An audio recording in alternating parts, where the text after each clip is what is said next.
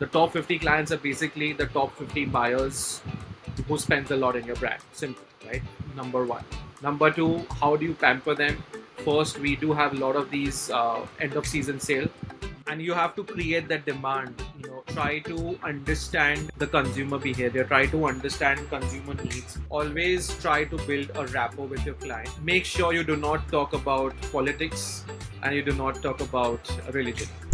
Hello, all, and welcome again to another episode of Just Under to Marketing, a podcast where we analyze a brand, a story, a campaign, or an advert, but most of all things marketing.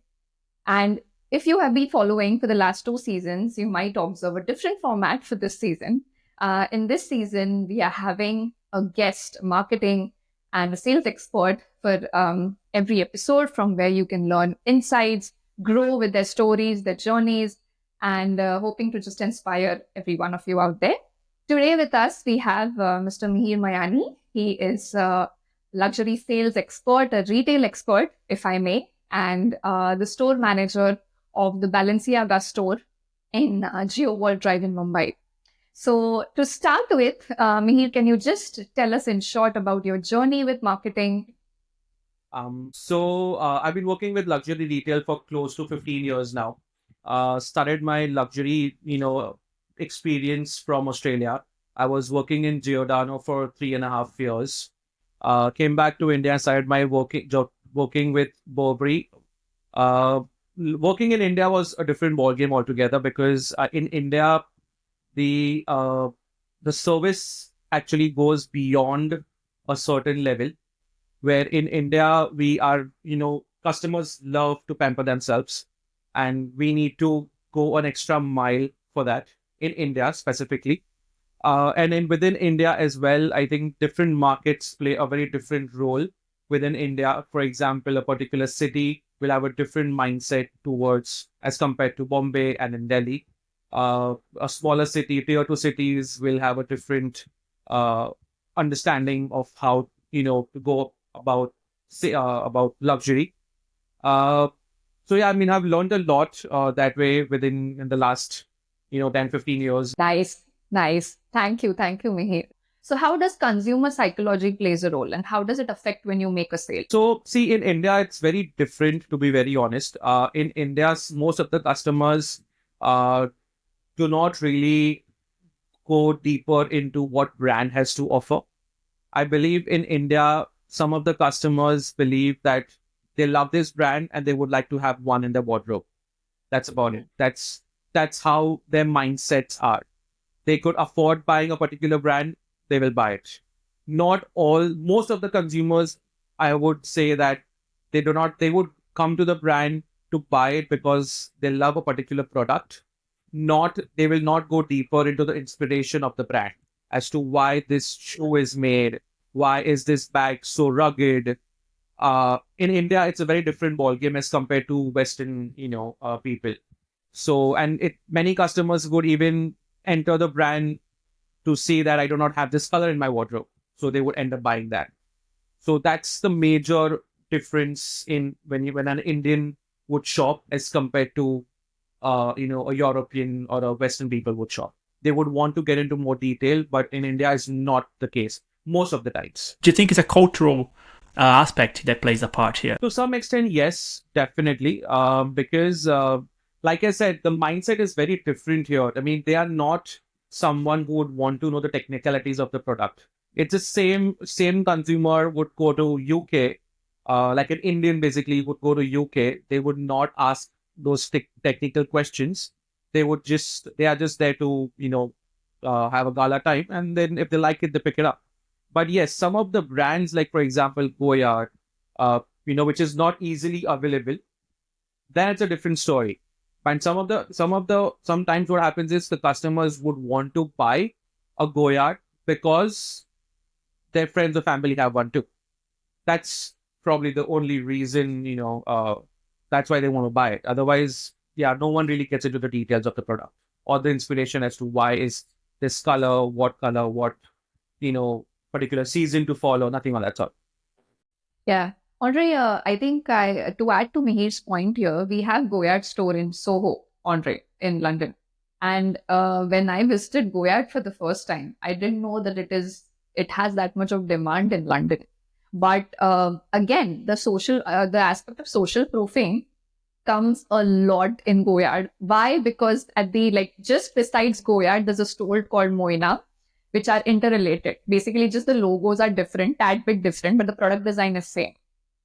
So social proofing is an aspect like crazy in Soho if you observe in Goyard. If you just go and just stand in front of Goyard, you might observe so much of consumer behavior just in that 1 hour of span. Because there are so many different consumers with different expressions who come to Goyard, come out of Goyard with a very different expression, and go to Moina with the same expression. So I think that is one observation that I did when I was in London, which was an interesting one for Goyard. Mihir, I want to ask you. So, for example, talking about Balenciaga, you have any Balenciaga client is a VIP client, which shops from this kind of luxurious brand. But within your consumer, could you see the difference between a more ordinary consumer and a Balenciaga VIP that consumes Balenciaga rather than someone that just walks in the shop to buy one piece? Can you see that difference? And how do you organize your marketing in the store to obviously be able to communicate and be able to serve both of those two clients? So see, as a brand, Balenciaga does not really believe in doing a lot of marketing. They do not believe in in-store events. We do not do a lot of these, events, external events at all. Basically, not allowed to do it because Balenciaga believes that giving access to the product itself is a thing, for our regular customers. They, for example, we would like to do an event for the upcoming season during Christmas, but we were asked not to because they do not believe in such events at all.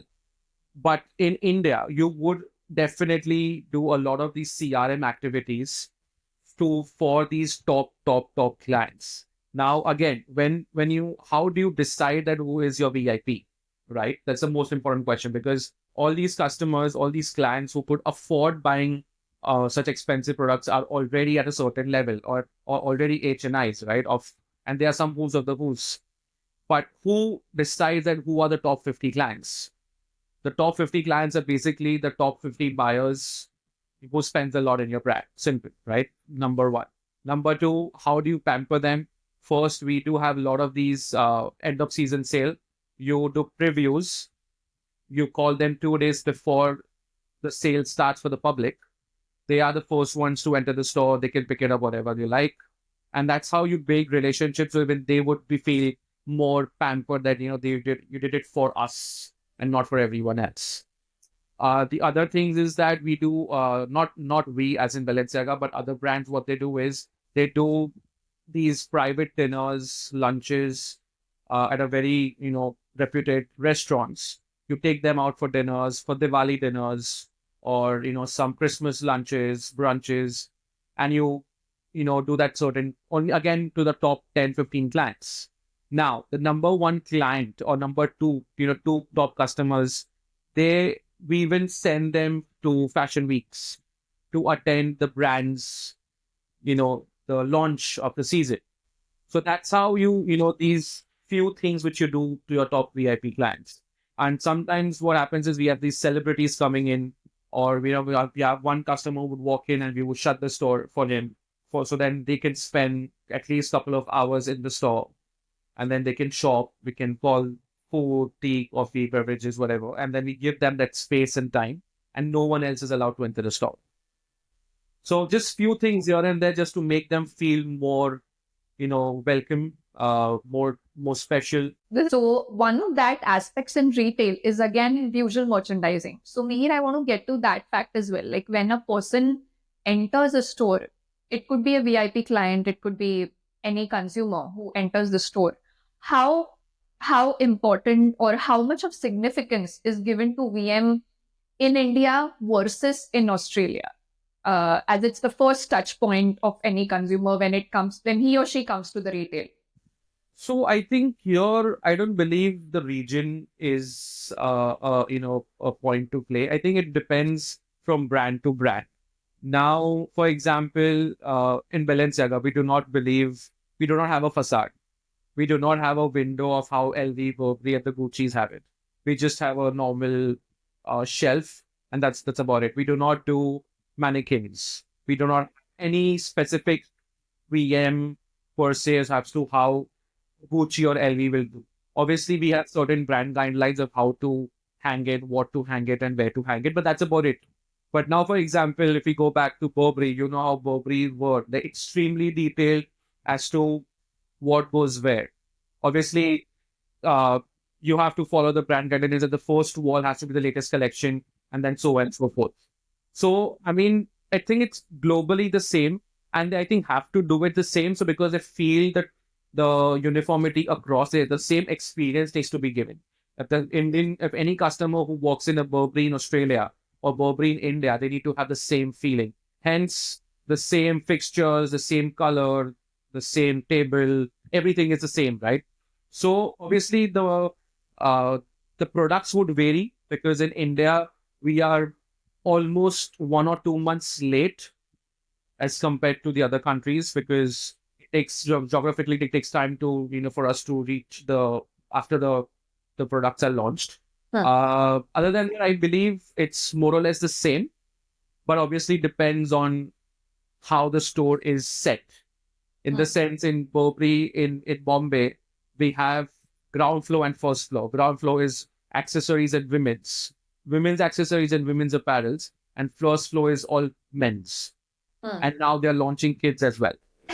Have you been to the Burberry store in London by chance? I have. I've been to the Regent Street, and it is beautiful. It's beautiful. Massive, and it's Yeah. beautiful. Yeah.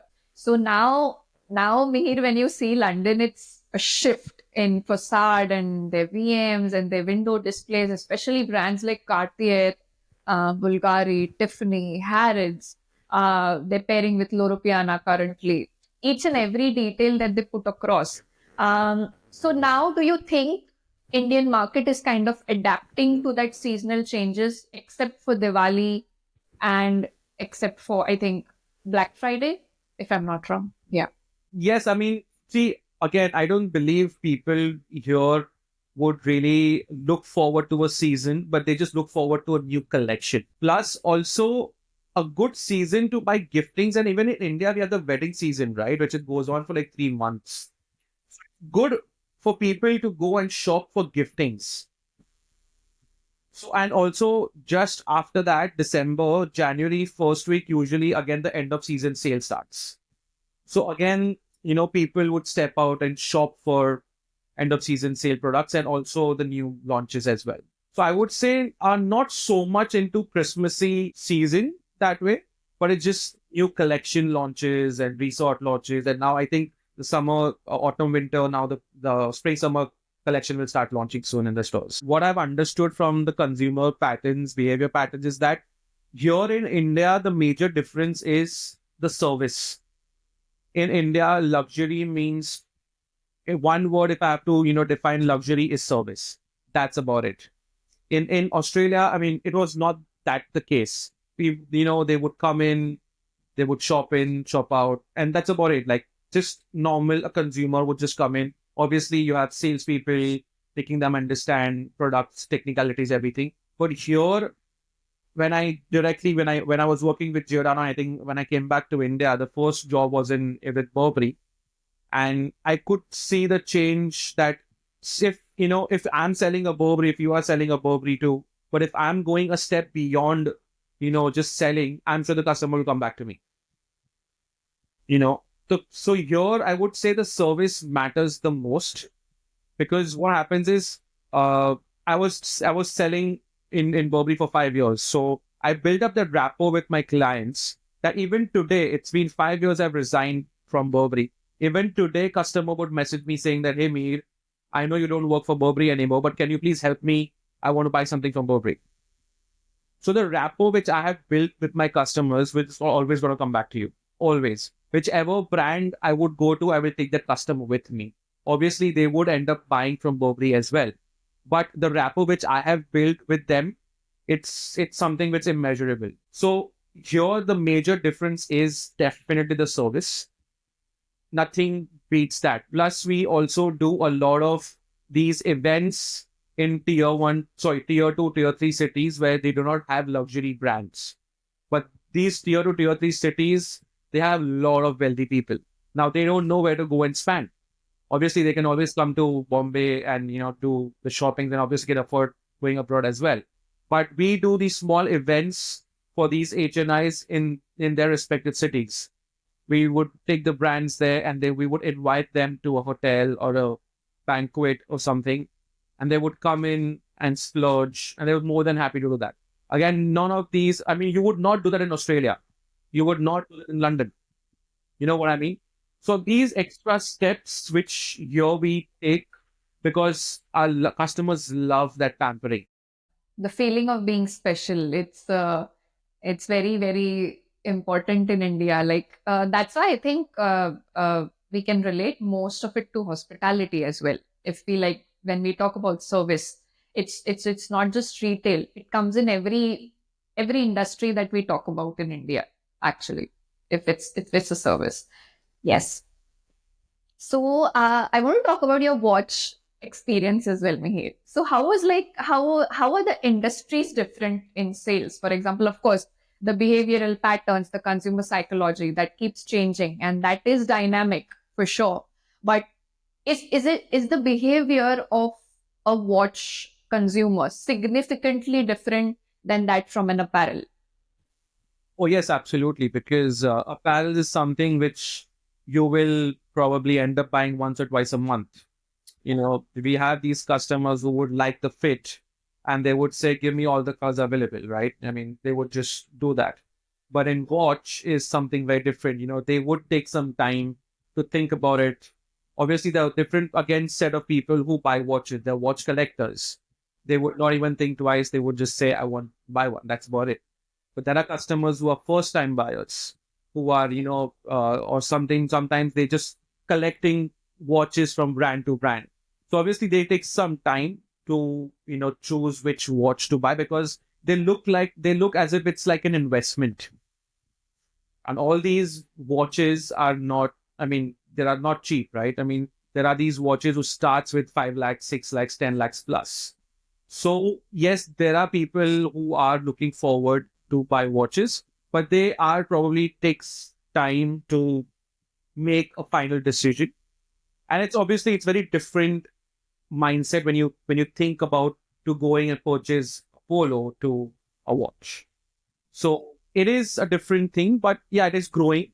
I would say a lot of working people who are, people like us who are, who would love to buy at least have one good watch in their wardrobe.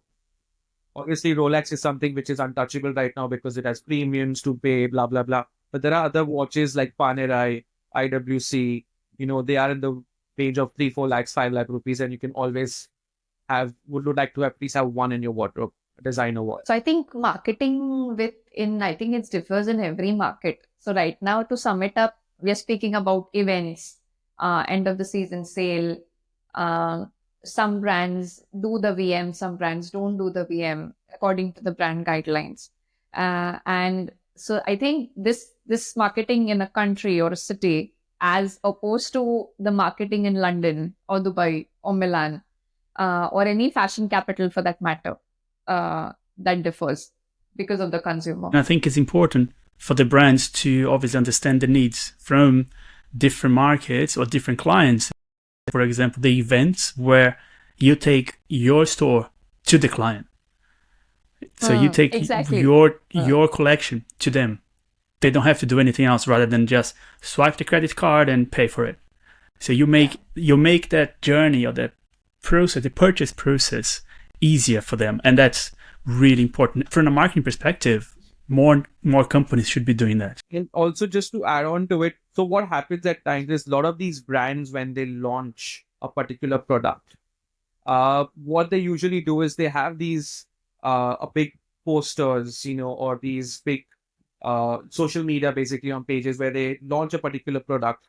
But what happens is those products are launched in Europe or US or all those places first, and it doesn't come to India. It literally comes 2 or 3 months later. So that actually affects the mindset of the people here saying that Indian brands never have those products on time. So, and everyone's on Instagram, right? And our customers are traveling quite often these days, right? There's so many customers who would just fly down to London because they want to buy that product. They want to buy that bag.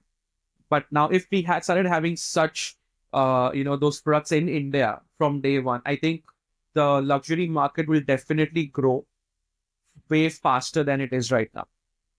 Because our customers, they want to have their hands on ASAP. So if there are these small little challenges here, and I think Burberry in India has started understanding that, and they do that sometimes seasonal wise. They launch the products globally together, including India.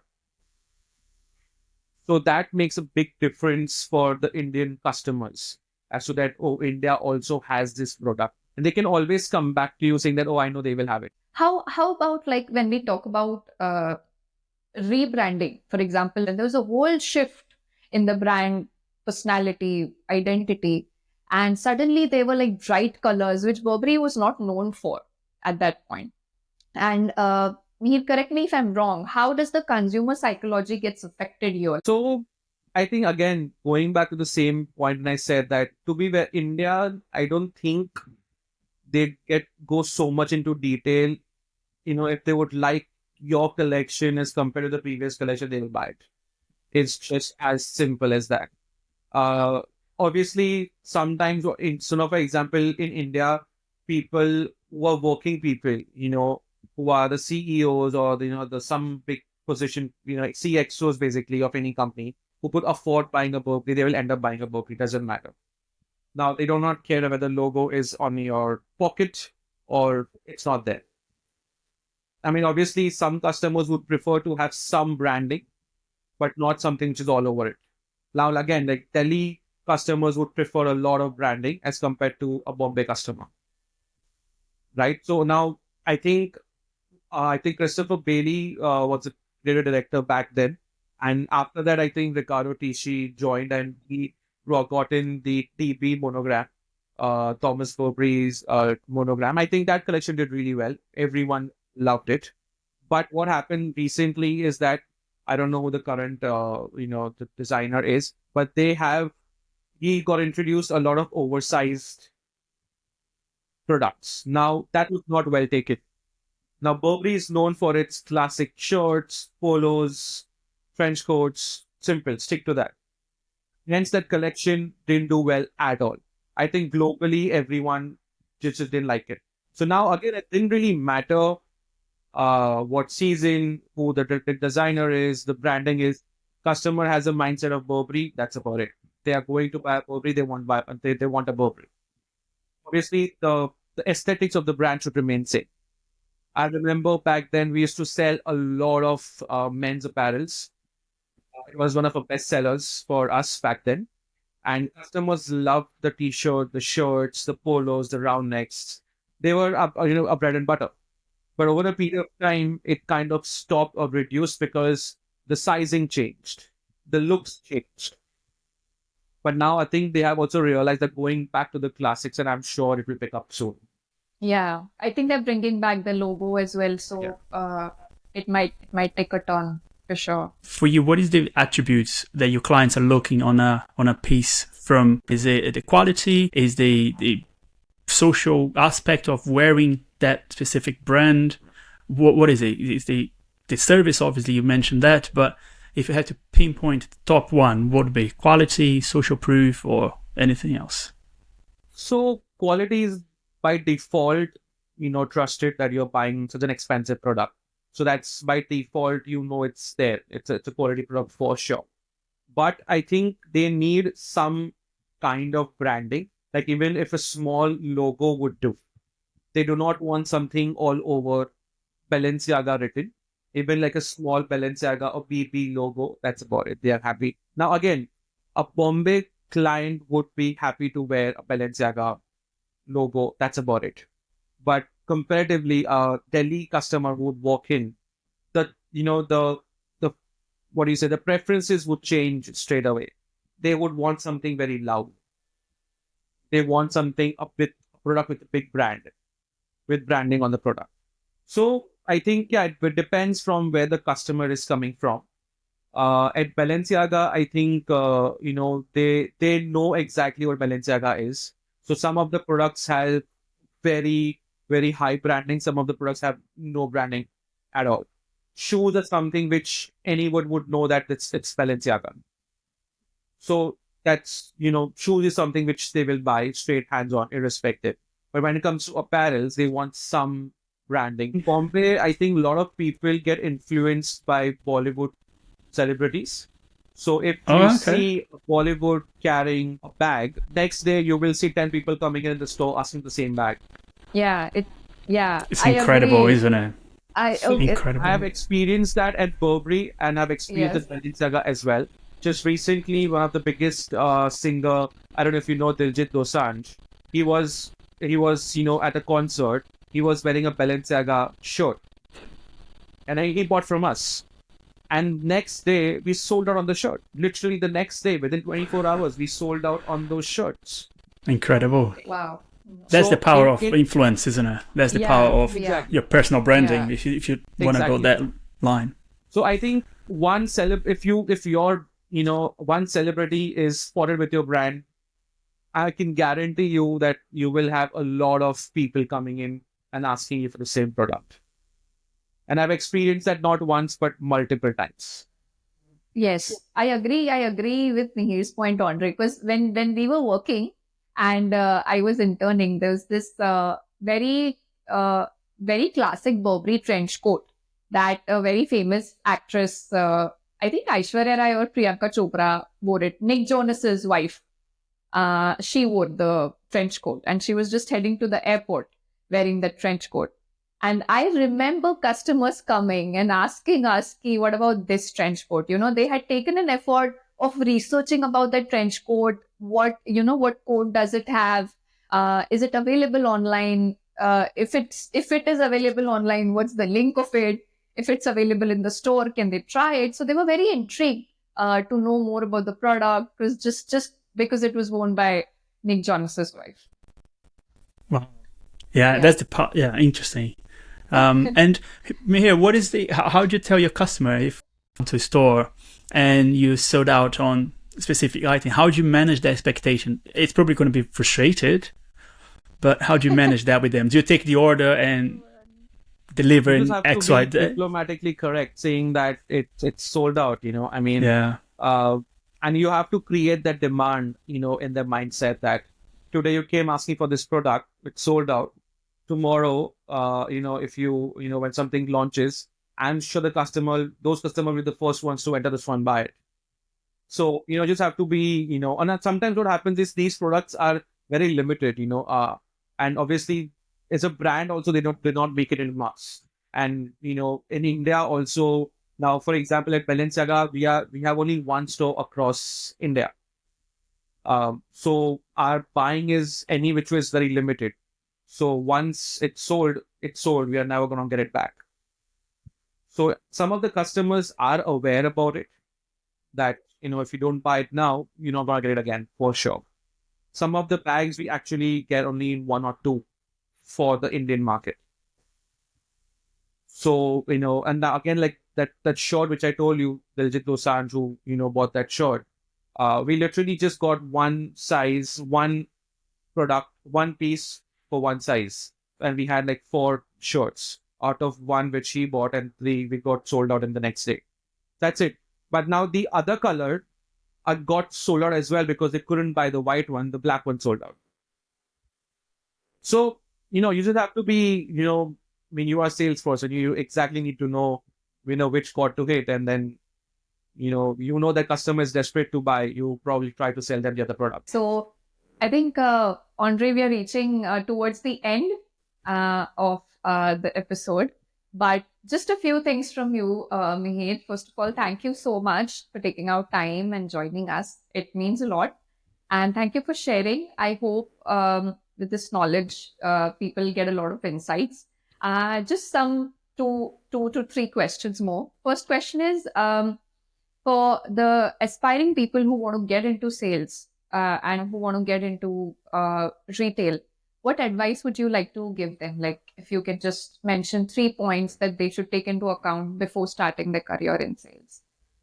See, sales is something which it's not easy, to be very honest. It's not something that you would stand on the floor and start selling. I think just be patient enough. Try to understand the consumer behavior. Try to understand consumer needs. Obviously, the customer who enters your store has a specific, mindset when they enter the store. So just understand the body language. Understand the consumer's needs first. Do not jump into a transactional conversation. Try to build a rapport, because what I've understood in luxury is that you need to build a rapport with your customers one-on-one.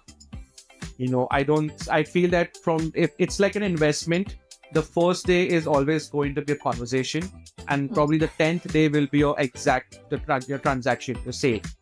But that those 10 transactions, that 10 conversations basically needs to be there. Always try to build a rapport with your client. Break the ice wherever you can. Make sure you do not talk about politics and you do not talk about religion. I think these two things you should not talk about your clients at all. Talk about weather, talk about sports, talk about everything else, but no politics, no religion. And once you break the ice with the client will always come back to you. And then after that will be a very easy, cakewalk for you, because the customer will trust you and they will end up buying whatever you sell them. Nice. Yes. Perfect. Thank you. Thank you so much for this. Thank you so much. Hi, it's me, Prachi. I hope you enjoyed this episode. Don't forget to check Mihir's LinkedIn profile in the description below. Also, make sure to subscribe or follow us wherever you are watching or listening to this. And please share this episode and leave a comment. See you again in 2 weeks. Bye.